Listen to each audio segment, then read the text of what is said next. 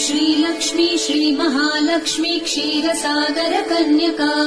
उत्तिष्ठ हरिसम्प्रीते भक्तानां भाग्यदायिनी श्रीलक्ष्मी श्रीमहालक्ष्मी क्षीरसागर कन्यका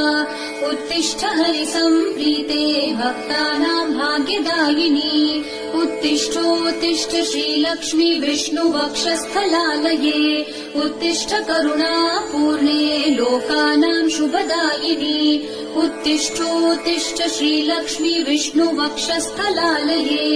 उत्तिष्ठ करुणापूर्णे लोकानां शुभदायिनी